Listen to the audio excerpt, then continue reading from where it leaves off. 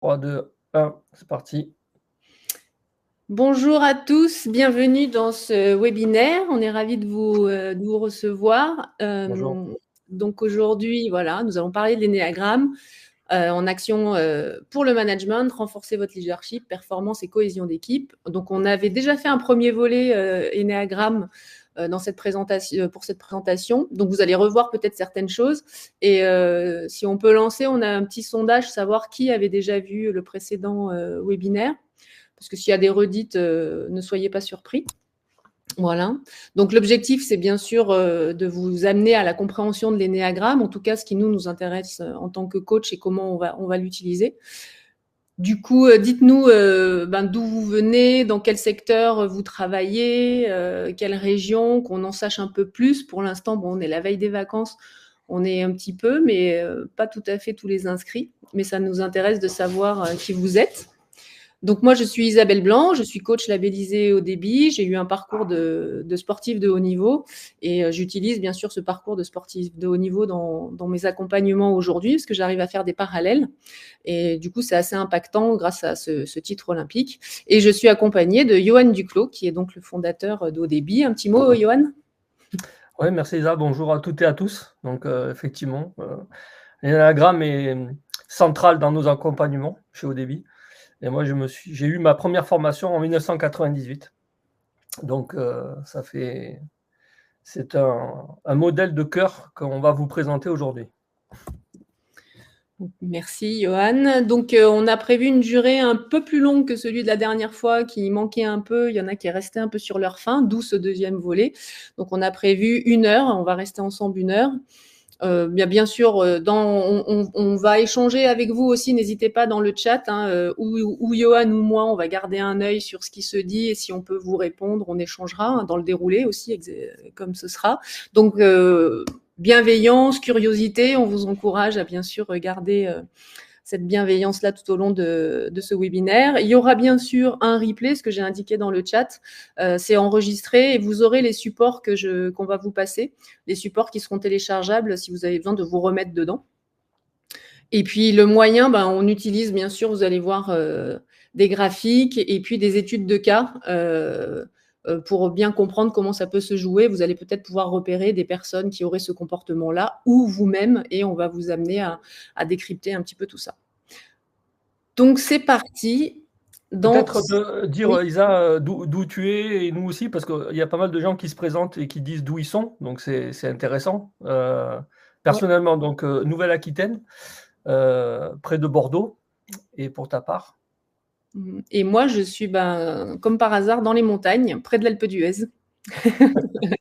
Voilà. Et la neige est là, hein, la neige est là et elle arrive ce soir, pour ceux qui ont la chance de partir en vacances au ski ou qui aiment les vacances au ski. C'est ça.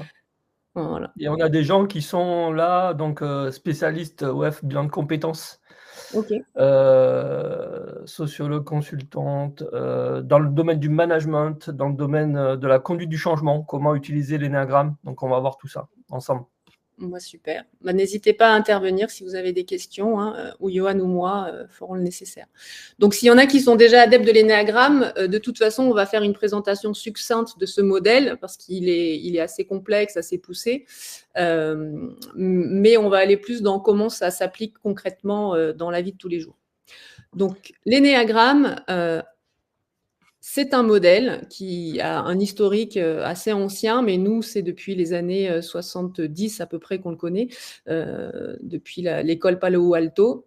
Et donc, du coup, c'est un modèle qui décrit 9 types de personnalités. Donc, c'est 9 structures d'ego.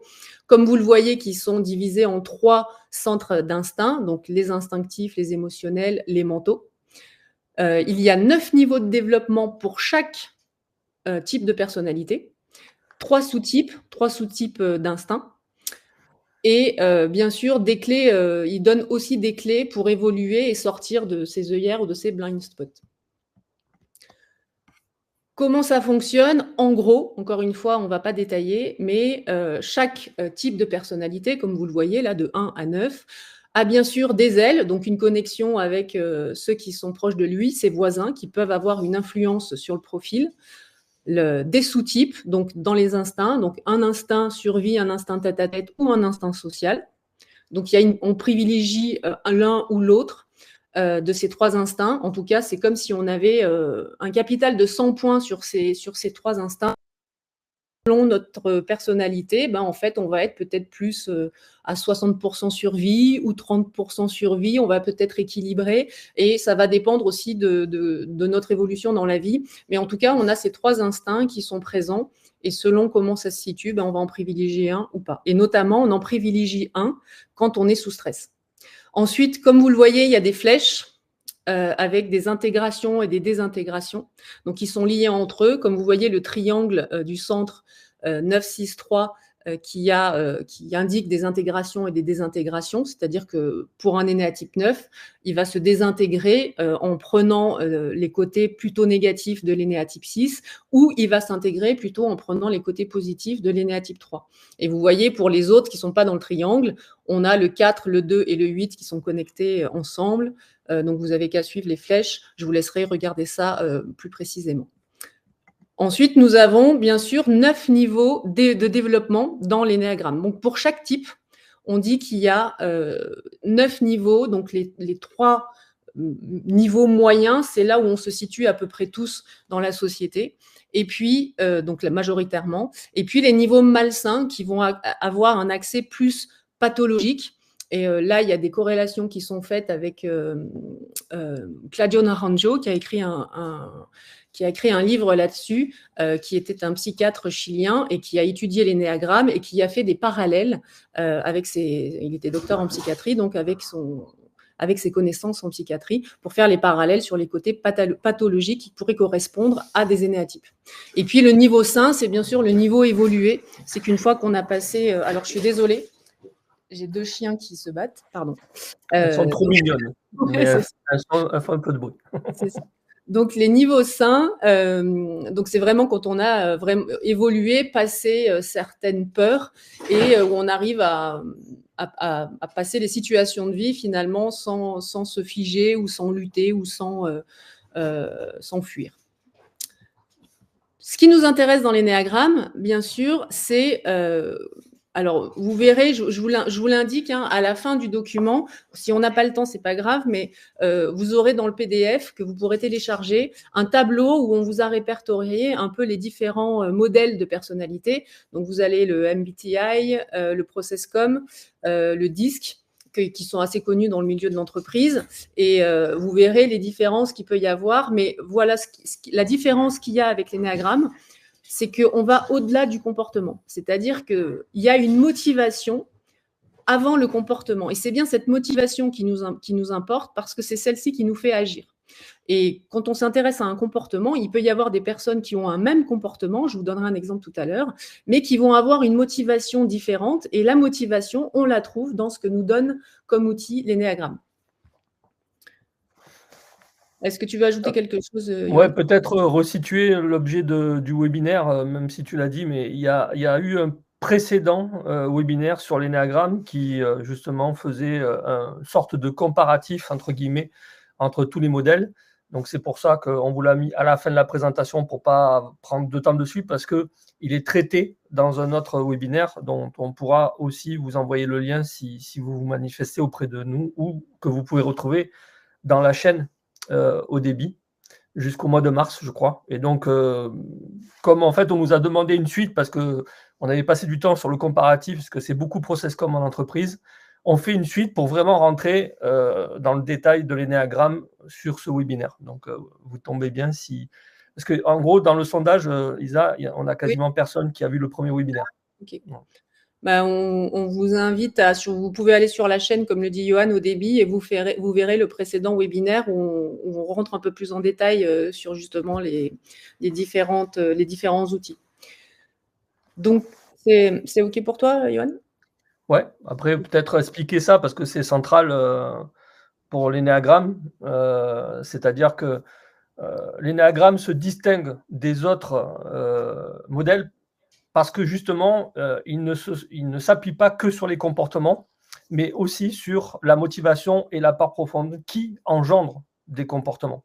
Et donc, l'énéagramme est central là-dessus, et on peut bien comprendre la mécanique qui amène au comportement en passant par le déclencheur, en passant par toute la mécanique psychologique qui amène ce comportement. Et c'est une grille de lecture assez incroyable qui nous permet justement d'avoir une lisibilité, une traduction du comportement. Donc voilà, ce schéma l'explique bien. Ok. Du coup, la façon dont je suis perçu in fine. C'est ça, dans nos relations. Donc, on a un instinct qui nous amène à un mécanisme et qui, forcément, ce mécanisme a un impact sur nos relations. Donc, on s'est inspiré aussi en neurosciences, parce qu'on trouve que le parallèle est intéressant. Donc, on vous fait une petite partie sur la neuroscience. Je change la slide. Sur des travaux de Pierre Morkens, donc c'est une explication. Je ne sais pas si on voit la slide changer, Johan, parce que moi, je ne la vois pas changer. Non, non plus. Alors, du coup, voilà. Oui. Ça y est, c'est bon. Voilà, donc Pierre Morkens, qui est fondateur de l'Institut of Neurocognitivisme France-Belgique, est en Belgique et qui depuis 87 fait beaucoup de travaux. Donc, il nous explique qu'il y a 4 gouvernances. Je ne suis pas sur la bonne slide. Voilà. 4 gouvernances. Donc, en gros, on a la gouvernance émotionnelle, la gouvernance instinctive et la gouvernance grégaire. Dans ces gouvernances-là, finalement, c'est comme si vous aviez une bibliothèque où toutes les situations de vie que vous menez, les expériences de vie que vous menez, sont engendrées plein d'informations de comment vous vous êtes comporté, de comment vous vous êtes sorti d'une situation, de comment vous avez fait. Et finalement, tout ça fait que votre bibliothèque, rapidement, votre cerveau va vous donner des automatismes parce qu'il va reconnaître peut-être des situations de vie qu'il a déjà passées et qu'il a réussi à passer d'une certaine façon et il va vous donner un comportement direct, donc ce qu'on appelle un comportement automatique. C'est quelque chose qu'on a acquis et qu'effectivement, quand on va rencontrer de nouvelles situations qui vont nous générer un certain stress, eh bien là, il va falloir sortir. Ça va être important de sortir de sa zone de confort pour trouver de nouvelles solutions si on souhaite changer notre comportement ou changer quelque chose qui se répète régulièrement. Et du coup, là, on fait appel à une autre gouvernance qui est la gouvernance adaptative qui correspond au niveau du cerveau de la phase cortex préfrontal. Donc là, lui, ça va être le siège de la créativité, de la prise de recul, la capacité à réfléchir, à anticiper. Et ça nous permet d'aborder des choses complexes, l'inconnu, des choses non maîtrisées, mais avec un peu plus de sérénité pour éviter justement de peut-être rester dans un automatisme. Mais cet automatisme est inconscient. Et bien sûr, donc l'énéagramme nous explique quel est cet automatisme, vous allez voir.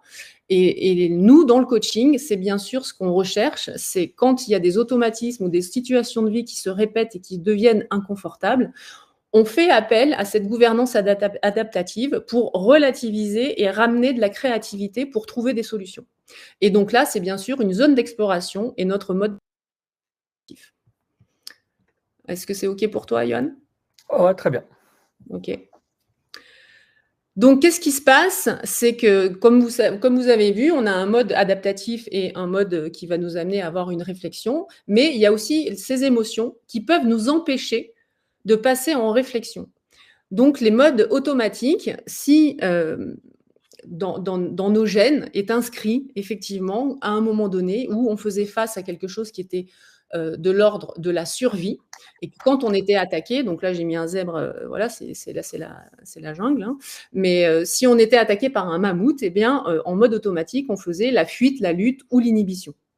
Et on se rend compte finalement qu'aujourd'hui, donc on n'est plus en mode survie, néanmoins dans les stress psychosociaux qu'on peut rencontrer, il peut nous arriver de nous mettre dans des modes automatiques qui sont des modes automatiques de protection physiologique, comme si notre vie en dépendait. Et tout ça est bien sûr inconscient. Donc, sous un fort stress, d'anxiété, d'angoisse, de peur, d'énervement, d'agacement, d'agressivité, eh bien, vous allez voir qu'au final, ces émotions sont l'expression ou manifestent une expression face à un stress. Ce stress est bien sûr lié à, l'énéagramme va nous montrer, à quelque chose, une peur essentielle qui est liée à notre profil, et on va mettre en place un mécanisme qui va nous amener à une fuite, une lutte ou une inhibition quelque part, et c'est un mécanisme automatique qui va se répéter. Tu veux ajouter autre Dans chose? d'autres courants, on parle de déclencheur. Donc un déclencheur, et donc tu vas l'expliquer dans les slides qui suivent. Un déclencheur va amener une suite comportementale pour justement nous défendre. On parle donc de mécanisme de défense face justement à ce stress, à ce stimulus extérieur qui vient nous chercher de manière et qui nous amène à répondre de manière automatique.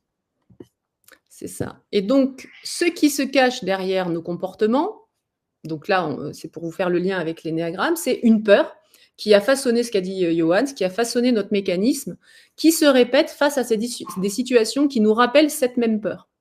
Et c'est bien sûr ça, la motivation de nos comportements, et bien sûr, c'est inconscient. Donc j'aime bien ce schéma pour expliquer ce que j'utilise souvent. C'est comme si, enfant, où quand même, il faut le préciser, notre cortex préfrontal, c'est-à-dire notre cerveau de réflexion, n'est pas tout à fait défini parce qu'il se définit au niveau de ses cognitions entre 25 et 30 ans à peu près, même si on en a avant, heureusement, mais il se termine vraiment entre 25 et 30 ans. Il se trouve que ce qu'on a quand on est enfant, tout ce qu'on vit est bien sûr amplifié au niveau émotionnel et au niveau même reptilien. Hein, donc, on peut comprendre que quand on est enfant, quand on se prend un tsunami, quelque chose d'important dans notre vie qui peut être interprété d'une certaine façon, eh bien, on va avoir une peur qui va être tellement immense qu'on va essayer de se protéger. On va mettre en place un mécanisme, donc ça va être le révélateur, c'est le déclencheur, qui va faire que plus grand, on va l'avoir enregistré, comme je vous disais, dans notre bibliothèque, et que quand on est adulte, ben finalement, on va peut-être avoir dans des situations de vie les petites vaguelettes que vous voyez là. Et ces petites vaguelettes rappellent finalement cette peur initiale qui nous avait mis dans un état très difficile, avec lequel on a fait en sorte de mettre un mécanisme qui nous a protégés à ce moment-là, parce qu'on était enfant. Mais il se trouve qu'aujourd'hui, on est adulte et que ça nous ramène à un mécanisme qui n'est peut-être plus adapté aujourd'hui dans notre quotidien. Mais pourtant, c'est bien ce qu'explique l'énéagramme, c'est que avec ce que vous avez vu, c'est-à-dire que je rentre dans un tel stress parce que je me rappelle à cette peur qui était essentielle dans ma vie, qui m'a mis en place un mécanisme très profond, eh bien, du coup, je ne sais pas faire autrement, j'ai du mal à passer en mode de réflexion pour relativiser la situation et trouver des solutions. Parce que justement, on est lié à cette peur profonde. Ce qui nous amène à... en conclusion sur cette partie des neurosciences. Pardon, Yoann, tu voulais rajouter quelque chose? Ouais, peut-être juste dire que, attention, n'allez pas forcément chercher, quand vous voyez la vague, le tsunami, forcément un gros trauma, ok? C'est pas forcément ça. Ça peut être, quand ça se passe, forcément, c'est dans la structure parentale et il faut savoir qu'on est tout petit et que, comme l'a dit Isa, notre structure cognitive n'est pas encore, établie et qu'on réagit beaucoup plus avec nos gouvernances émotionnelles et grégaires et donc ça peut être tout simplement quelque chose qu'on ne comprend pas, ça peut être tout simplement quelque chose qui ne se passe pas comme prévu, ça peut être quelque chose qui peut nous choquer sans forcément une intention volontaire de nous traumatiser. Donc, du fait qu'on a une structure qui est encore perméable, on va être impacté par quelque chose d'une manière ou d'une autre qui va nous amener tous, autant qu'on est, quel que soit le vécu, à mettre en place un mécanisme de défense. Et dans l'énéagramme, on l'appelle ça la structure de l'ego. Voilà. Et qui va donc justement scinder l'ego de l'essence, c'est-à-dire de notre âme, de notre être, dans d'autres courants, vous l'appelez comme vous voulez, qui va, ou alors justement par rapport aux neurosciences, cette gouvernance adaptative, cette réflexion, cette capacité à prendre de recul, cette capacité à faire le pas de côté, parce qu'on va être impacté par quelque chose qui est resté figé à un moment donné, et les vaguelettes, comme le dit Isa, nous rappellent à certains moments et font résonance avec ce qui a été figé à un moment donné chez nous dans notre esprit. C'est ça. Du coup, voilà, ce qui se passe, c'est que finalement, face à une situation, bien sûr, qui va me stresser, donc où on est dans ces vaguelettes qui me rappellent quelque chose d'assez fort dans ma vie, eh bien, je vais me mettre dans un mode automatique, alors que je suis adulte et que je suis à même de trouver certaines solutions. Et je vais avoir, comme un enfant, un rejet de responsabilisation. de la critique et de la culpabilisation, un peu de victimisation. Et alors là, pour le coup, en tant qu'adulte, on va automatiser des attitudes qui ne vont pas être forcément bénéfiques pour soi, plutôt néfastes, que ce soit voilà, trouver des compensations parce que je suis dans une situation difficile. Et donc, du coup, ce mode automatique va me générer un automatisme d'attitude néfaste. Alors que si j'amène à réflexion ce qui se passe réellement et de quoi j'ai peur concrètement, et si c'est réel, eh bien là, je vais avoir la capacité de me responsabiliser. Et une fois que je sais quelle responsabilité j'ai dans une situation, je suis à même de la changer. Du coup, ça me permet d'accueillir la situation différemment, de me reconnecter à des choses qui sont importantes pour moi et du coup d'adopter des attitudes constructives pour me remettre en chemin ou en action vers quelque chose qui sera plus écologique pour moi que de rester dans une situation qui finalement me génère beaucoup de difficultés et qui peut aller même jusqu'à certaines maladies parfois, une grosse anxiété, un gros stress peut amener à des maladies chroniques et qui sont vraiment, vraiment néfastes. Donc du coup, voilà pour la partie neurosciences sur cette intelligence acquise, qui est un mécanisme automatique, et sur cette intelligence adaptative. Et c'est bien ça notre métier de coach, c'est d'effectivement amener à réflexion une personne pour la sortir d'une situation de ses œillères, les blind spots dont je vous parlais au début, sortir de ces blind spots, et bien l'énéagramme nous donne une voie de sortie de ces blind spots. Ok pour toi, Johan? Ouais, pas de souci. Juste dire aussi, si vous avez des questions, n'hésitez pas à les mettre dans le chat. On y répondra à la fin de ce webinaire, sauf si effectivement ça s'adapte parfaitement à ce qu'on est en train de dire. On pourra compléter ce qu'on dit. Et ouais, Isa, peut-être passer de manière concrète sur C'est parti. Les 9 personnalités. Alors voilà, on vous donne des exemples. Alors on vous informe quand même qu'il y a des exemples qu'on a vécus et des exemples qui sont fictifs, des personnes qu'on a accompagnées et d'autres qu'on a inventées pour mélanger un peu tout. Donc là, Paul, gérant d'entreprise, qui a une 50aine de salariés, donc son contexte, c'est qu'aujourd'hui, son entreprise doit se séparer d'à peu près un quart de ses effectifs pour rester pérenne. Du coup, Paul se met dans un stress, il a peur du conflit avec ses salariés, et lui qui est profondément humain. Et donc, du coup, avec cette peur, il se fige et il reste dans l'inaction. Ce que souhaite éviter Paul, c'est bien sûr le conflit avec ses salariés, mais ce qu'il génère en restant figé et non actif amplifie encore plus le contexte conflictuel avec les salariés. C'est-à-dire que là, il vient donc où finalement, pour éviter quelque chose, donc le conflit, pour éviter ce conflit-là, il va le générer encore plus en étant dans l'inaction. Et donc, il fait exactement l'inverse. Il narcotise, il s'isole et il reporte en attendant que... Je vois même plus ce que j'ai écrit. Il reporte en attendant que ça se passe. Oui, voilà, il reporte en attendant que ça se passe. Donc, du coup, là, on est sur un profil, on pourrait être, mais en tout cas, c'est l'exemple qu'on vous donne, un profil 9, un l'énéatype 9, qui, hop, voilà. L'énéatype 9, lui, c'est le type de personne, je suis facile à vivre et calme. Bien sûr, ce qu'il va le stresser, ça va être le conflit, la désunion, la tension, la solitude. Donc, vous imaginez inconsciemment, quand ça se passe pour Paul, il va effectivement donner une réponse qui peut être automatique, ce dont on vous a parlé, la réponse automatique. Donc, c'est l'évitement des conflits, l'engourdissement émotionnel, le manque d'initiative, une procrastination, une perte d'identité. Tout ça va se générer et bien sûr, il va rester coincé dans cette situation. Alors que ce qui le motive profondément, c'est être paisible, l'amour universel et bien sûr sa voie d'évolution, de sortie, c'est se mettre dans l'action. Mais faut-il encore qu'il en prenne conscience? Du coup, étant moi-même un énéatype 9, voilà, vous êtes au courant, je vais vous faire part de mon parcours, juste prendre 5 minutes. Donc, j'ai fait 3 Jeux olympiques, mais il y a 2 Jeux olympiques qui sont marquants pour vous expliquer comment ça se passe. Donc, j'ai fait des Jeux olympiques, mes premiers Jeux olympiques à Nagano en 98, où j'étais prétendante à une médaille. Et comme vous le voyez, finalement, à l'arrivée, à 2 portes de l'arrivée, je passe à côté d'une médaille. En fait, j'étais en avance sur le temps. Donc, pour vous donner le contexte de Nagano, en tant qu'Enea type TUF, j'étais dans un contexte de conflit. Il y avait plusieurs fédérations, je faisais partie d'une, il y en avait une autre. Bref, on était en combat au niveau des Jeux Olympiques avec 2 fédérations. Il y avait ça, il y avait aussi les difficultés au sein de l'équipe avec les autres coureurs. Et ce contexte conflictuel, si vous voulez, ne m'a pas permis de m'aligner parce que je n'étais pas dans quelque part l'amour, le partage, des choses qui correspondent à qui je suis.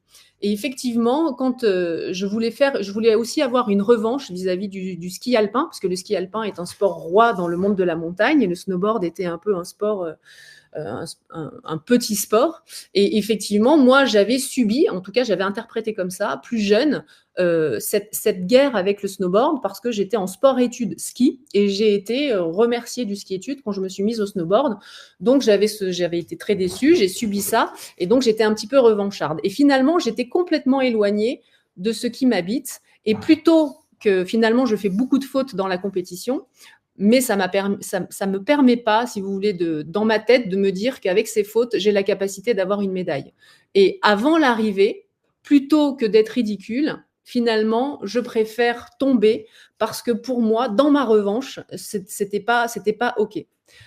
Du coup, ce qui se passe, c'est que donc là, je suis dans un conflit, je suis dans une désunion, une tension, et je me sens seule en plus. Du coup, je me reconstruis derrière pour repartir sur des Jeux Olympiques 4 ans plus tard. Et ces Jeux-là, je vais les gagner. Qu'est-ce qui se passe ? C'est effectivement que je vais me reconnecter aux autres, à ce que je suis, pourquoi je suis faite dans ce sport. Finalement, vous voyez là derrière moi, toute ma station qui est derrière moi. Il se trouve que tous les contextes qui ont été faits autour de ces Jeux Olympiques ont actionné le partage et l'amour, ce qui m'a permis de me mettre dans l'action. Il y avait la télé au niveau de la station, j'avais un duplex avec ma station, j'étais la seule à l'époque, c'était nouveau dans le milieu des médias, donc j'étais la seule à avoir la possibilité d'avoir une conversation avec ma famille et ma station, avec les animateurs, et du coup, tout ça m'a emmenée dans quelque chose de partage. J'avais le sentiment d'être une actrice de quelque chose qui nous fédérait, et c'est important pour moi. Ça m'a permis de me mettre dans l'action complètement et d'être vraiment alignée et finalement décentrée d'un ego qui m'aurait mis, encore une fois, comme je l'ai fait sur Nagano, isolé, complètement à côté de la plaque. En gros, voilà pour l'Enea type 9. Donc, pour revenir sur Paul, les voies de réflexion, les pistes de réflexion pour Paul, qui est figé face à, effectivement, le conflit possible avec ses salariés, ce serait de l'amener à réflexion sur quels seraient les risques à expliquer concrètement la situation. Qu'est-ce que tu gagnes à rester dans ton immobilisme ? Parce que forcément, neurosciences, c'est quelles sont les pertes, quels sont les gains. Donc, de mettre à jour ça pour amener à réflexion. Que cherches-tu vraiment à éviter ? Et pour quelles raisons souhaites-tu l'éviter ? Pour le ramener finalement à sa peur qui est inconsciente, pour comprendre que ce n'est peut-être pas rationnel et qui l'amène à trouver ses solutions. Et qu'est-ce qui est insupportable pour toi finalement dans cette situation ? Et c'est le chemin de la réflexion pour Paul pour certainement, possiblement sortir de son immobilisme. Peut-être faire un apport, Isa, par rapport au sujet, cohésion, management, etc. Et tout à l'heure, il y avait une slide, si vous vous rappelez, avec la forme d'entonnoir.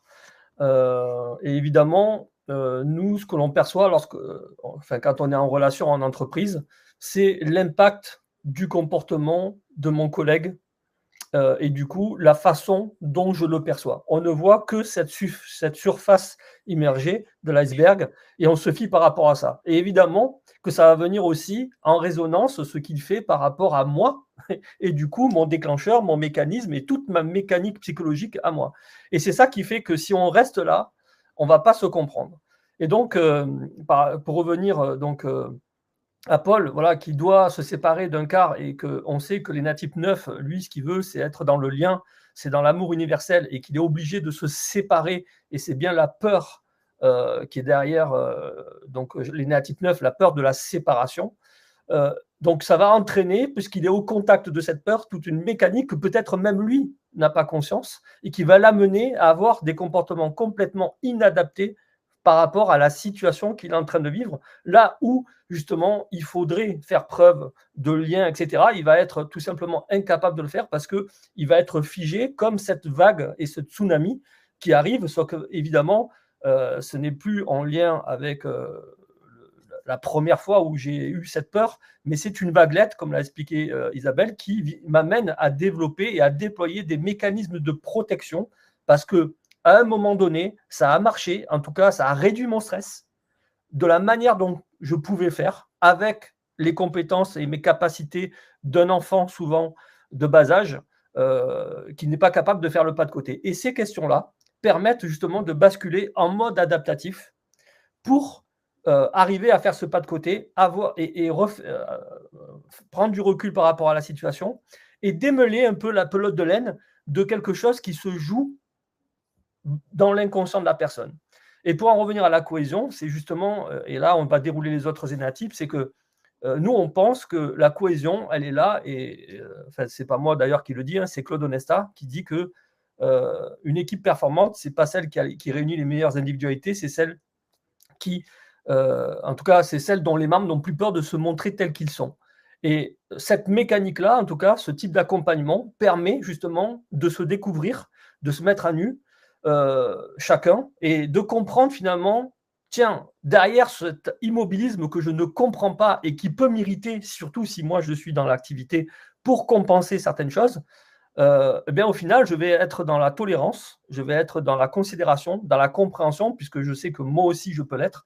Et donc, on tombe dans des valeurs humanistes qui font, pour nous, en tout cas, la cohésion entre les personnes.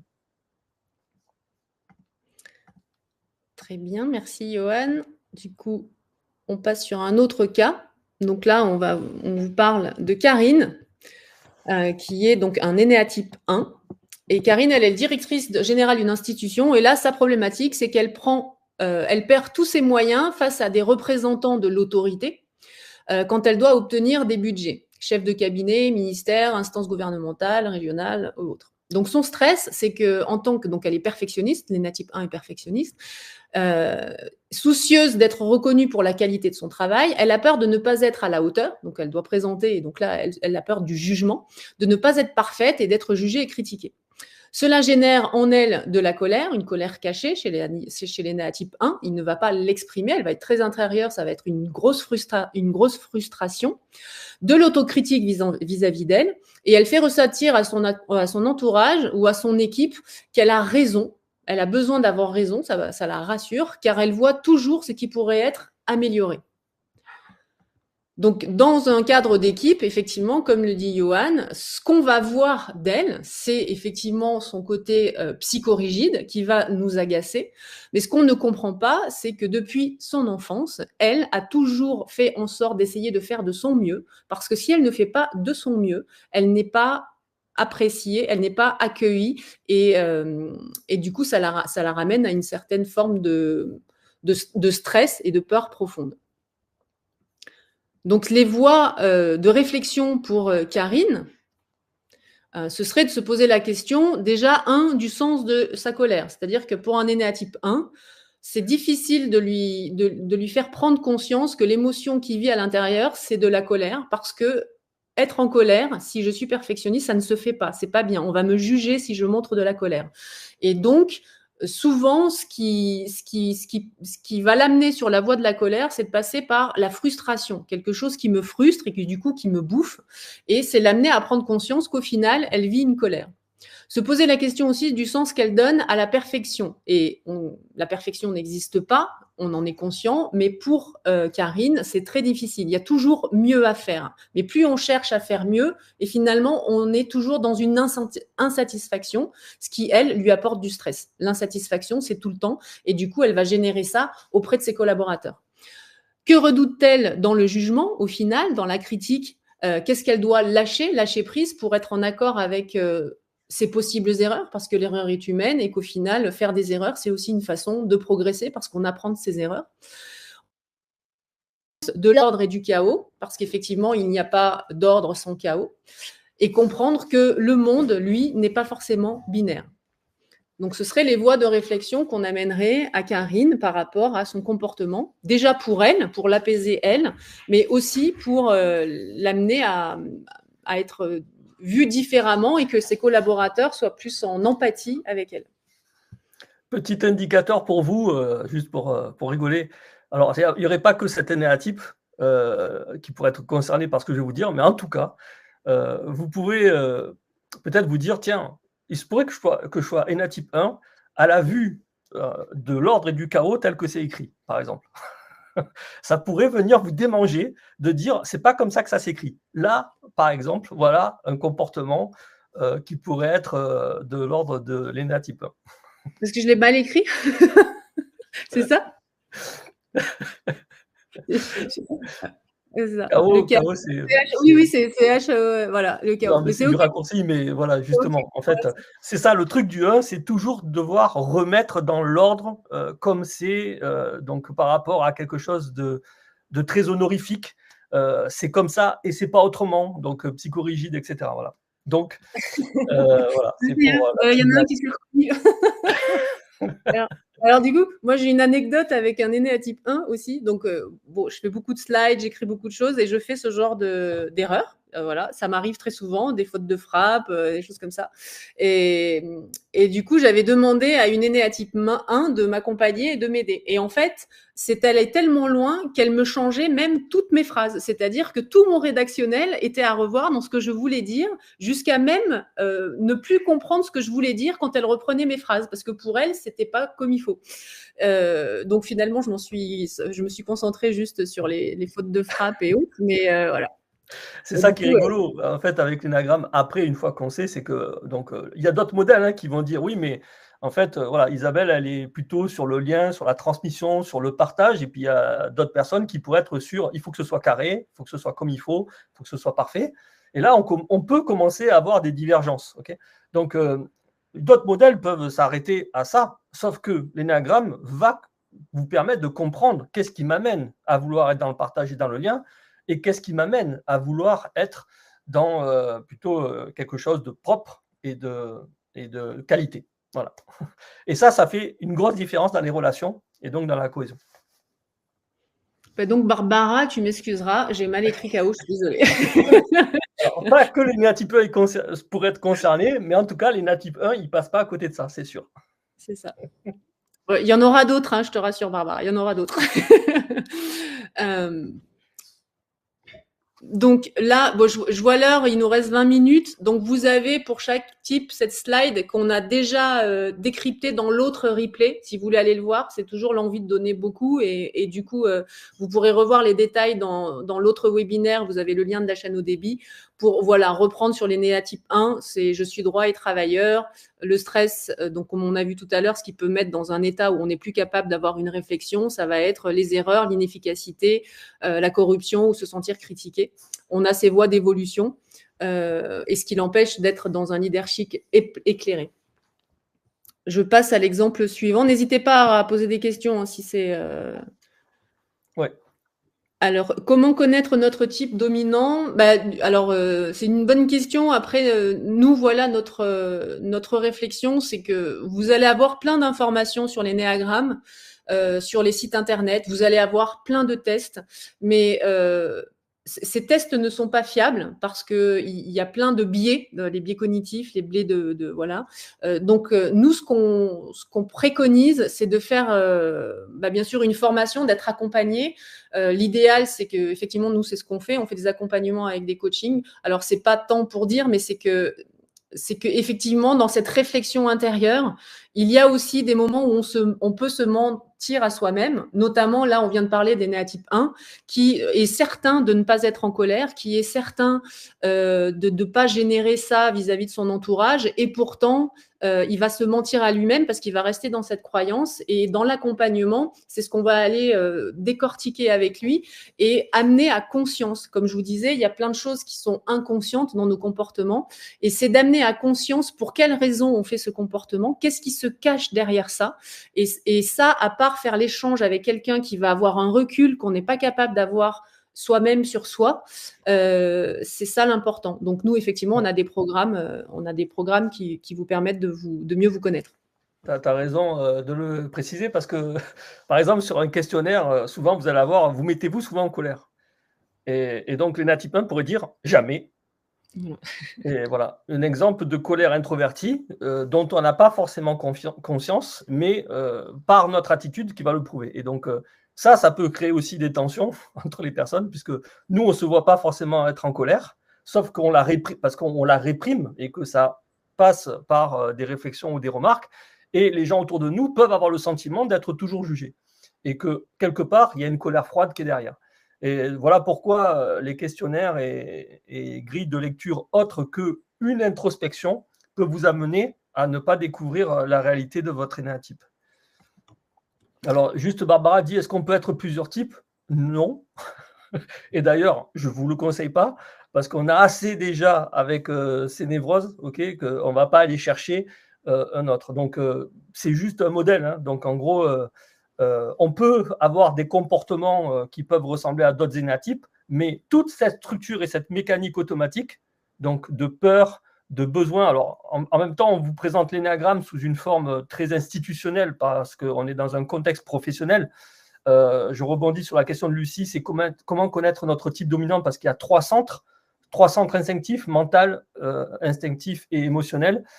Et en fait, ces centres-là, il faut arriver à les percevoir par rapport à quelque chose qui serait de l'ordre de la pulsion, c'est-à-dire, voilà, si j'avais un gros danger devant moi, quelle serait ma première réaction? Et évidemment qu'on ne peut pas l'analyser, puisque dès lors qu'on l'analyse, c'est faussé, mais quelle pourrait être ma première réaction? Ou quelle a été ma réaction? C'est-à-dire, est-ce que je me suis mis tout de suite en action? Est-ce que je me suis mis en fuite? Est-ce que je me suis mis dans l'immobilisme? Et ça peut déjà donner une orientation par rapport au centre. Et donc, en fait, pour Barbara, pour conclure, on ne peut pas être plusieurs énéatypes parce que, justement, cette base-là et cette peur-là amène un décodage de toute une matrice que l'on découvre justement en formation. Mais par contre, on est d'accord qu'il n'y a pas que, par exemple, l'énéatype 1 ou le 8 qu'on va voir qui est en colère. Il y en a plein d'autres qui sont en colère. Okay, et on peut être en colère par rapport à des valeurs, par rapport à des choses qui sont importantes pour nous, mais qui ne sont pas de l'ordre de la mécanique de stress qu'on est en train de vous expliquer. Oui, le 9 aussi dans la colère. Bien caché, mais... Alors voilà, c'est juste ça, c'est que le 9, effectivement, comme il garde, mais que c'est quand même un centre instinctif, à un moment donné, c'est comme un volcan. Donc effectivement, le volcan, ce n'est pas tous les jours qu'il se réveille, mais le jour où il se réveille, c'est trop tard. Voilà. Et c'est un peu ça, le 9. Donc, je ne vois pas de quoi tu parles. Ok, donc pour la suite, donc là, on rentre dans l'énéatype 2, donc on va être sur les émotionnels. Là, on a vu l'énéatype 9 et l'énéatype 1 qui sont dans le centre instinctif. Du coup, je vous ai mis le 8 à la fin, c'était pas fait exprès, mais voilà. Du coup, là, pour reprendre sur les émotionnels, on va être là sur l'énéatype 2. Avec l'émotionnel. Donc, le contexte, par exemple, Olivia est assistante dentaire, elle se plie en 4 pour les autres, jusqu'à même devancer les besoins, comment me rendre utile, comment être serviable pour me sentir désirable. Une vraie mère poule, une assistante dévouée, plus elle aide, plus elle se sent désirée et aimée, mais à force, son entourage, bien sûr, s'habitue et ne lui renvoie plus la reconnaissance et cette reconnaissance qui l'a fait se sentir utile et désirée. Donc, du coup, son stress, ça va être que, ayant de moins en moins de reconnaissance de tout ce qu'elle fait, elle se sent du coup inutile, devient colérique, parce que l'énéatype 2 a un lien avec l'énéatype 2 a un lien avec l'énéatype 8, là dans lequel il va chercher la colère, va se victimiser et commence à avoir un discours pour faire culpabiliser les autres, c'est-à-dire avec tout ce que j'ai fait pour vous. Donc, je ne sais pas si vous avez déjà rencontré des personnes comme ça dans le contexte professionnel ou même familial, mais effectivement, ça va être une personne qui va, sans même que vous ayez à demander, va vous apporter une tasse de café, de l'eau, va vous rendre service tout le temps. Et le jour où vous ne lui dites pas merci, ou le jour où elle peut-être a un besoin qu'elle n'exprime pas, parce que ça ne se fait pas pour un énéatype 2 d'exprimer son besoin. Elle va se dire qu'au même titre qu'elle, elle est capable de deviner quel est votre besoin, vous avez la capacité de deviner qu'elle a un besoin. Et bien, si vous ne le voyez pas, c'est la foudre, c'est la colère, et de quelqu'un qui est très serviable, vous n'allez pas la reconnaître.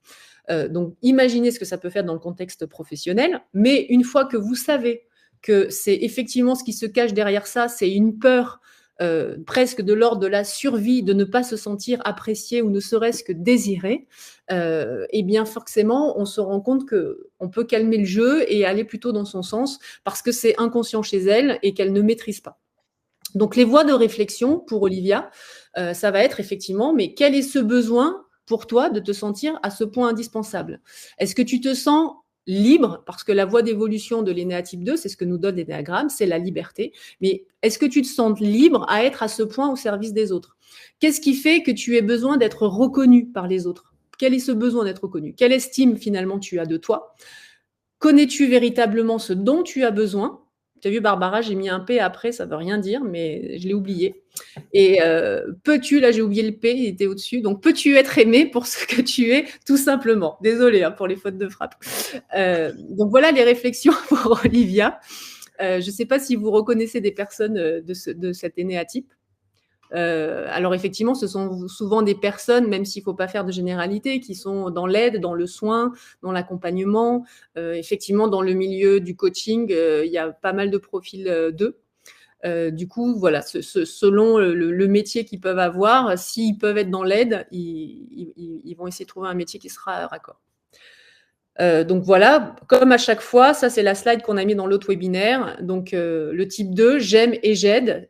Donc sa source de stress qui va faire qu'il peut le rendre dans quelque chose qui sera irrationnel, ça va être d'être ignoré, donc manque de reconnaissance, ne pas se sentir apprécié et voir les autres en difficulté.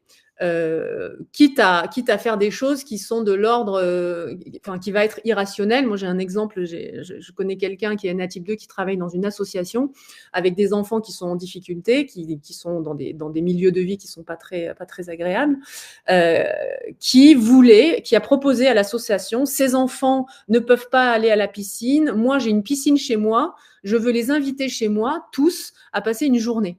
Alors c'est très sympa de sa part, c'est-à-dire c'est l'envie, et elle ne comprenait pas ce qui était problématique pour ça, mais effectivement pour ces enfants qui sont en difficulté, qui vivent à 8 ou 10 chacun dans des 20 mètres carrés ou 30 mètres carrés avec leur famille, effectivement ça peut être une sortie récréative, ce qu'il sera pour cette personne aussi, parce qu'elle aura le sentiment de leur donner beaucoup, mais quelle frustration supplémentaire elle peut leur apporter derrière. Et c'est bien là où l'association a mis le haut là pour éviter qu'elle accueille des enfants chez elle, parce qu'elle vit dans une maison où voilà, elle est avec son mari, ils sont deux, il y a beaucoup d'espace avec la piscine. Le contraste est tellement fort qu'effectivement, est-ce que c'est vraiment rendre service à ces enfants de leur montrer ça? Après, c'est un débat philosophique, mais en tout cas, dans son énéatype, voilà ce qu'elle était prête à faire, outrepasser certaines règles pour elle donner ce qu'elle avait à donner, pour faire plaisir et pour se sentir appréciée. C'est un petit peu les dérives qu'ils peuvent avoir. Johan ? Juste qu'on accélère un peu, donc on peut passer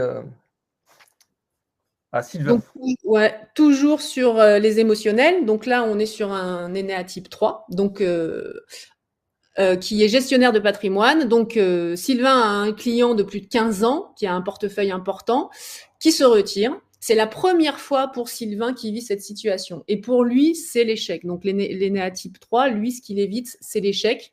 Parce que ce qui est important pour lui, c'est la valeur qu'il peut avoir. Et l'erreur qu'il fait, c'est qu'il va mettre le qui je suis dans la valeur des choses que je fais ou des réussites que je fais. Et donc, du coup, c'est effectivement la problématique des émotionnels. Le 2, 3, 4, c'est qui je suis en fait. Donc, il est face à l'échec. Et ça le met en stress très fort. Et comme il est fortement attaché à cette image de réussite et de représentation dans la société, Sylvain ne peut avouer cet incident. Il va donc modifier la vérité, donc on va être dans la simulation, pour tourner cet événement à son avantage, pour préserver son image de réussite, de peur d'être vu finalement sans valeur, parce qu'il aurait échoué. Du coup, il va être dans cette simulation. Il va cacher ce qui pourrait emmener à ne pas voir une réussite. Donc, il va trouver des astuces pour cacher ça. Alors, dans le sport, moi, il m'est arrivé de trouver ça aussi. Des personnes qui vont... par exemple, j'ai fait 3e à une compétition, mais on était 3. Mais ça, il ne va pas le dire, par exemple.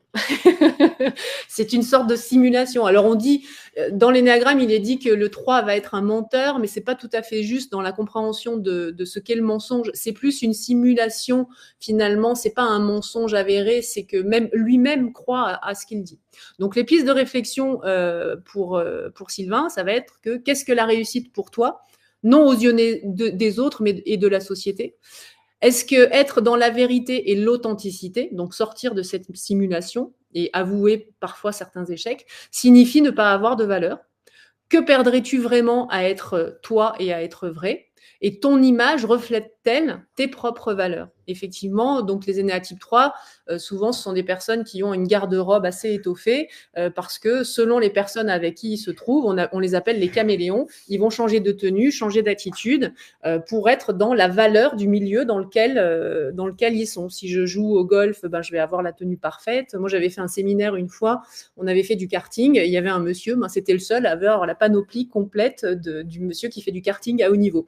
Donc voilà, c'est ce genre de petites choses. Alors là, on est poussé à l'extrême, hein, bien sûr, mais et puis vous voyez comme ça peut agacer de montrer tout le temps une réussite. Voilà, parfois ça peut renvoyer à d'autres personnes qui sont pas dans ce profil-là quelque chose qui peut agacer. Donc là, vous avez, je le passe rapidement, vous verrez l'autre webinaire si vraiment ça vous a captivé. Et puis, vous avez les slides pour reprendre. Donc, le stress, l'échec, l'inefficacité, le manque de reconnaissance. Voilà ce qui va les amener, les énéatypes 3, à ne plus être dans quelque chose de rationnel. On a 2 minutes par profil. Ok, donc pour Juliette, l'énéatype 4, Juliette, elle est infographiste en agence, c'est une artiste, c'est toujours ressentie différente et du coup se sent à part de ne pas trouver sa place dans l'entreprise. Cela lui donne le sentiment de ne pas exister vis-à-vis des autres. Elle multiplie ses vagues à l'âme, donc c'est très un coup je ris, un coup je pleure, et parfois elle a aussi des colères. Donc son stress, c'est plus elle a le sentiment d'être à part, et plus ses collègues lui font sentir sa différence. Forcément, elle le joue, à la fois on lui renvoie sa différence et c'est ce qui la met sous stress. Elle souhaiterait s'intégrer tout en gardant son côté spécial. En d'autres termes, être reconnue pour sa différence. Elle porte son attention sur ce qu'ont les autres et qu'elle n'a pas, elle, c'est-à-dire que c'est centré sur le manque, il me manque quelque chose, c'est une sorte d'envie, alors pas l'envie, être envieux, mais quelque part, moi j'ai vu l'occasion comme ça, quelqu'un qui avait acheté une guitare qui était sympa, et puis un énéatype 4 a recherché vite la guitare sur son téléphone parce qu'il jouait aussi de la guitare et il avait envie de cette guitare, voilà, ça lui faisait envie, et ça va être ça l'énéatype 4, il est dans l'envie. Elle se montre donc envieuse et jalouse, c'est ce que je vous disais. Elle pousse donc ses extravagances et sa mélancolie pour attirer l'attention qui finit par agacer, bien sûr, tous ses collègues. Donc, les voies de réflexion pour Juliette seraient de qu'est-ce qu'il y a de si terrible à être finalement semblable aux autres ? Tu es unique, mais à la fois, tu peux être comme les autres. Quel est ce besoin de vouloir être reconnu pour ta différence alors que nous sommes tous finalement uniques et donc différents les uns des autres ? Qu'est-ce qui fait que ton attention se porte sur ce qu'ont les autres et non pas sur ce que toi, tu as d'original? Et cette différence ou originalité n'est-elle pas à glorifier et à accepter afin de vivre pleinement et trouver ton propre équilibre et ta propre équanimité? Ce qui est dans l'énéagramme, c'est le mot. C'est finalement cet énéatype qui oscille beaucoup comme ça, c'est trouver une équanimité, ce qui est très difficile pour eux parce qu'ils se sentent exister quand ils sont vraiment dans des intensités émotionnelles, que ce soit dans le plus ou dans le moins. Donc là, cette slide, comme on passe le temps, je vous inviterai à la regarder après. Donc bien sûr, c'est le stress qui va la mettre dans l'irrationalité, ça va être de se sentir incomprise, de se sentir banale, le manque d'inspiration et d'être inadéquate. Là, on passe chez les manteaux. Donc, on a Cédric, énéatype 5, qui est ingénieur en sécurité informatique. Bon, rien d'original pour un énéatype 5. Donc, la société dans laquelle travaille Cédric déménage dans des locaux et elle a décidé de faire un open space de travail. Les nouveaux locaux sont plus petits, donc il y aura un open space. Et Cédric est habitué, lui, à travailler finalement dans son petit bureau, tranquille. Parce que Cédric a horreur de l'intrusion, donc on est sur l'énéatype 5 finalement. Et l'idée de sortir, travailler au contact des autres et d'avoir à éventuellement répondre directement à des invitations, à des questions plus personnelles, donc c'est vraiment l'intrusion, le met dans un état de stress très haut. Il s'isole de plus en plus et fuit les conversations avec ses collègues qui, eux, sont en train de s'organiser pour finalement pour que la transition se fasse au mieux. Et plus finalement les autres vont vouloir générer quelque chose de collectif et d'échanger sur les envies de chacun et finalement c'est les envies personnelles, plus lui, ça va le mettre dans un isolement. Donc les pistes pour lui de réflexion, c'est qu'est-ce qu'il y a d'insupportable à être au contact des autres? Que permet ton isolement? gain, bénéfice, perte, vous savez, au niveau du cerveau et des neurosciences. Que cherches-tu à préserver vis-à-vis de toi et des autres? Quelles seraient les questions personnelles qui pourraient te déstabiliser et pourquoi? Et à quoi te renvoient les échanges des autres au sujet de la réorganisation pour ne pas souhaiter y participer? Donc, c'est des voies de réflexion pour sortir finalement de mon côté figé. Oui, je vois que Isabelle, tu fais des liens avec le disque. Ouais. Ouais, mais vous verrez, on vous a mis le tableau comparatif aussi. Mais effectivement, on peut retrouver après dans le disque des comportements. Donc voilà pour l'énéa type 5 qui, lui, va se mettre sous stress et dans l'irrationalité par l'incompétence, l'invasion dans la vie privée et le manque de ressources, le néant. C'est-à-dire que pour l'énéa type 5, ce qui est insupportable pour lui, quelque part, c'est de ne pas savoir et de se retrouver dans une situation où il ne sache pas quoi répondre. Et effectivement, comme il ne supporte pas l'intrusion, finalement, si on lui pose des questions personnelles et qu'il ne sait pas comment répondre, parce qu'émotionnellement, il est en difficulté, et ben ça, c'est le néant, donc il évite ça. Il évite d'être face au vide. Pour l'énéa type 6, encore dans les manteaux, donc la réflexion, donc c'est Sophie qui est une responsable de production. Elle est très performante dans son travail, elle parvient à tout anticiper, elle est capable de prévoir tous les scénarios pour le bon fonctionnement de son entreprise, envers qui elle est très loyale et auprès de qui elle trouve une sécurité. Mais son patron vient de prendre une décision qu'elle estime, elle, contraire aux valeurs de l'entreprise. Et c'est là où ça bloque. Du coup, ça la met en stress et elle estime que la décision qu'a pris son patron allait mettre en insécurité l'entreprise, possiblement son emploi. Elle perd donc la certitude de sa propre sécurité d'emploi et se met à se méfier de tout ce qui se passe et de tout le monde. Plus elle creuse, plus elle voit bien sûr des déviances, et plus elle voit des déviances, plus elle se sent acculée par la perte de sécurité et n'a plus de loyauté envers son entreprise. Donc, du coup, son mental est en vigilance permanente et plus je cherche finalement à trouver qu'est-ce qui est déviant, plus je vais le trouver.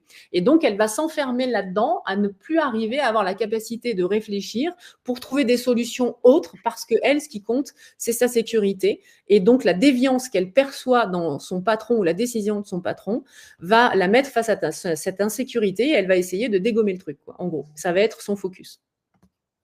Du coup, les voies de réflexion pour Sophie, ça va être que est-ce qu'on peut avoir des certitudes dans tout et tout le temps? C'est un petit peu comme pour le perfectionniste. Est-ce que le perfectionnisme existe? Est-ce que les certitudes créent réellement la sécurité? Évite-t-elle le danger? Et à force de chercher, on trouve, bien évidemment. Donc, chercher des certitudes n'est-il pas le meilleur moyen de trouver des incertitudes? C'est amener à des bugs comme ça de réflexion pour mettre en confrontation finalement le mécanisme automatique qui amène finalement à exactement l'inverse de ce qu'on cherche à éviter. On est dans les paradoxes des fonctionnements de chaque personnalité.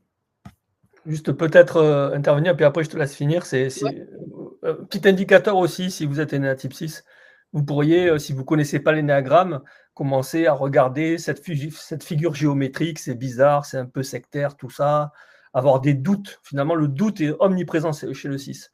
Et donc, ça vous aura certainement pas échappé que sur les slides, on a laissé aussi contexte et situation de Paul sur chaque slide, alors qu'en fait, on parle de l'un et de l'autre. Et l'énéa type aussi, comme le 1, va remarquer aussi ce genre de détails. Et là, il pourrait se dire, tiens, mais est-ce que c'est fiable tout ça? Est-ce qu'ils sont sérieux puisqu'il y a ce mot-là qui n'a pas été changé? Et en fait, c'est ça, c'est quelque part quelque chose qui me met en insécurité parce qu'il y a quelque chose qui ne se déroule pas comme prévu. Et à force de voir ces choses-là, ça me met encore plus en insécurité. Voilà, juste aussi pour faire un feedback. C'est très bien, je vois qu'on aura un petit peu de retard, mais effectivement, c'est quand on vous dit le comportement, il y a autre chose derrière. C'est que là, comme le dit Johan, pour un même comportement, finalement, la motivation est différente. Et je prends aussi comme exemple, moi, souvent, chez les émotionnels, l'énéa type 3 et l'énéa type 4, qui peuvent tous les deux avoir comme un comportement l'achat d'une belle voiture. Mais la motivation de chacun va être différente. L'énéa type 3, qui lui, en recherche de valeur et de réussite, va acheter une belle voiture qui va l'amener à j'ai une belle voiture, j'ai réussi et c'est une voiture qui a de la valeur, donc j'ai de la valeur.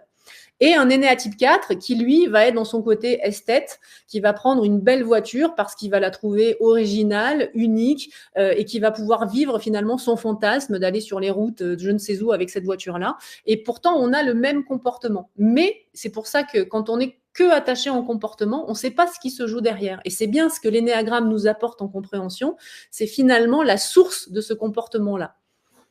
Voilà, pour repréciser un autre exemple. Pour l'énéatype 7, donc ça c'est l'épicurien, donc Stéphane qui est gérant d'un espace motoneige, histoire connue. Donc le contexte montagne ne permet pas à Stéphane de préserver ses effectifs. Il a dû se séparer de son responsable administratif, mais ce n'est pas grave. Lui, il peut gérer, il rationalise entre deux kiffs avant les balades de touristes le soir. Bref, le stress, c'est que même si Stéphane a peur de manquer de temps pour faire ses activités favorites la journée, skier avec les copains, aller à la salle de foot, entretenir son corps, etc., il va toujours relativiser. Et l'accumulation de travail qu'il a à fournir au niveau administratif, tout ça, ça le saoule, c'est une perte de temps. Et du coup, il va se mettre dans un certain déni, dans la difficulté, toujours à rationaliser et ne pas voir finalement ce qui est la source de quelque chose qui pourrait le mettre à mal et donc le faire souffrir. Et lui, ce qu'il veut, c'est vivre ses kiffs. Donc, il va faire en compulsion sur ses kiffs alors que sa boîte peut être en train de couler. Donc, du coup, les pistes de réflexion pour lui vont être de finalement accourir partout. Qu'est-ce que tu manques? Parce que comme c'est quelqu'un qui est épicurien, qui veut avoir à tout faire, c'est que finalement, lui mettre en perspective qu'à courir partout comme il le fait, il pourrait manquer quelque chose, alors qu'il pense qu'en courant partout, il ne manque rien. Et au final, le fait est qu'il manque quand même des choses, et c'est le mettre en conscience. Que cherches-tu à éviter en remplissant ton planning d'activité de kiff? Est-ce qu'une entreprise de loisirs peut se passer de tâches qui saoulent? Est-ce que tempérer ton planning ne te permettrait pas d'accéder à plus de liberté? Parce que c'est ce qu'il recherche aussi, la liberté. Et que signifie un planning vide pour toi? Voilà les pistes de réflexion pour Stéphane. Donc, effectivement, ce qui va mettre Stéphane sous stress, c'est dès qu'il va sentir une limitation dans ce qu'il va faire, un ennui ou la souffrance qu'on appelle la douleur émotionnelle, c'est juste pas possible, donc je vais relativiser, c'est pas grave. Moi, j'ai une copine comme ça qui était née à type 7, qui a eu un accident en ski, et donc elle s'était juste pété le fémur, hein, sa carrière était foutue, mais c'était pas grave. Il n'y avait pas de souci. Du coup, il y a eu le deuxième effet qui se coule, c'est après la rééducation. Et là, du coup, c'était le moment de lui parler, d'amener ses réflexions à son esprit pour mieux passer le cap. Pour l'énéatype 8, qui est le dernier, parce que le 9, on l'a fait en premier. Donc, l'énéatype 8, donc lui, on revient sur les instinctifs, 8, 9, 1, qui sont dans la colère, et qui sont vraiment axés sur comment survivre.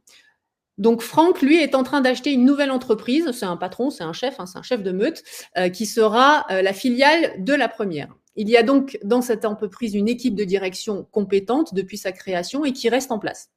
Mais son stress, c'est que Franck a besoin de tout contrôler, car il a du mal à faire confiance et se trouve en rapport de force tout le temps avec les équipes et qui a déjà un fonctionnement, lui, qui est bien établi parce qu'il rachète une entreprise qui fonctionne déjà. Donc, Franck souhaite, lui, imposer sa loi, montrer sa force et sa puissance.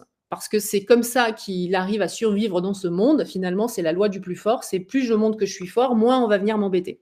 Il obtient l'intimidation de cette équipe, car à chaque fois qu'un échange ne lui convient pas, il se met dans des colères disproportionnées. L'équipe n'ose donc plus lui parler et cela impacte le fonctionnement de toute l'entreprise, parce que lui n'a pas conscience qu'à vouloir passer en force, finalement, il est en train de créer quelque chose qui enlève la communication, et c'est bien ce qui est difficile dans la reprise d'une entreprise. Si on casse la communication parce qu'il y a quelqu'un qui a une loi et qui veut imposer sa loi, là, ça va amener des problèmes de fonctionnement.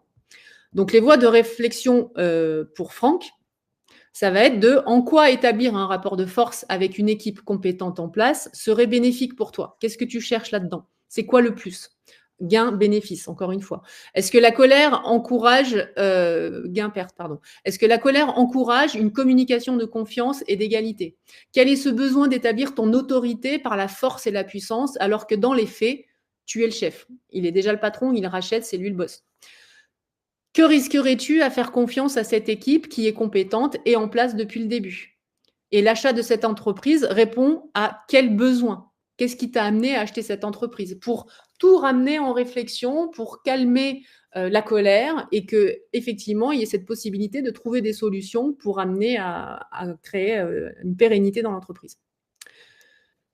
Donc là, effectivement, pour l'ENA type 8, ce qui va le mettre en stress, c'est si c'est lui qui subit les autres, s'il a le sentiment de subir les autres et donc d'être contrôlé par l'autre. Il va tout faire pour se sortir de ça.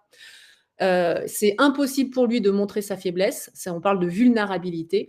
Et bien sûr, l'injustice. L'injustice le met en chaos total. Il va le faire complètement disjoncter. Et à la fois, en disjonctant lui-même, et c'est ce qu'il faut amener à sa réflexion, c'est que lui-même, en disjonctant comme il le fait, va apporter une certaine injustice. Parfois, l'aîné à type 8, à vouloir combattre des injustices dans son ego, va en créer d'autres.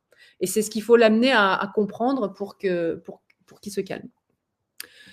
Voilà pour les différents énéatypes. Je vous montre, vous avez le tableau avec les critères de 10, ProcessCom, MBTI et ce qu'apporte l'énéagramme, donc les plus, les moins, ce qui est à revoir. Et bien, effectivement, donc ça, vous aurez tout ça dans le PDF. On l'a déjà expliqué et détaillé dans un autre webinaire.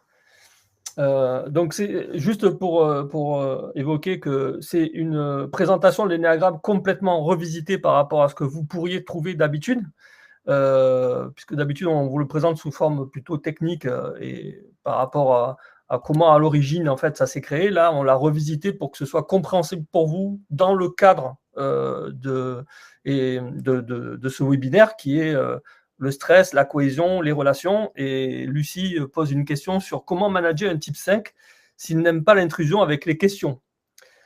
Alors, du coup, peut-être deux réponses. La première, c'est l'avantage en fait d'intégrer l'énéagramme en entreprise permet justement en fait que chacun se pose la question et se reconnaisse et soit en demande finalement de compréhension, ce que ce dont le 5 n'échappera pas pour essayer de dompter finalement le modèle et la technicité juste par rapport à la compréhension et juste sur l'aspect cognitif. Et donc, ça évite au manager, finalement, d'être sous pression à devoir sans arrêt s'adapter. Parce que, au final, quand on a des personnes qui ne savent pas forcément tout ce qu'on vient de vous expliquer, quel est leur comportement et le moteur surtout de ce comportement, eh bien, il va falloir que le manager, lui, s'adapte à qui il a en face. Et donc, comment manager un type 5 ? Ben, c'est certainement pas effectivement tout de suite en lui posant des questions si on n'a pas créé la connexion. Et la connexion, on la crée sur son terrain de jeu. Son terrain de jeu étant l'information. Donc, dès lors qu'on va partager de l'information avec lui, on aura créé une connexion qui nous permettra après d'aller plus loin et donc de le mettre en demande. Voilà la réponse que je peux faire à Lucie. Très bien. Écoutez, s'il n'y a pas d'autres questions, merci à vous d'avoir suivi. On a 7 minutes de retard. Mais ce sera l'occasion de faire merci, accordé, c'est bien. Non, s'accorder, ouais, c'est ça. Donc, écoutez, n'hésitez pas, vous avez le replay si vous voulez revoir, vous avez le PDF à télécharger. Vous pouvez nous contacter sur la page du replay où là, vous devez avoir des boutons de contact, que ce soit mon LinkedIn ou notre site internet. On se fera un plaisir de vous répondre, de répondre à vos questions si vous en avez, nous contacter directement. Merci à vous, bonne journée et très bonne fête, peut-être sur les pistes. Johan. Bonne fête à vous. Ouais. Au revoir. Au revoir. C'est toi qui coupes ? Je coupe. Ok.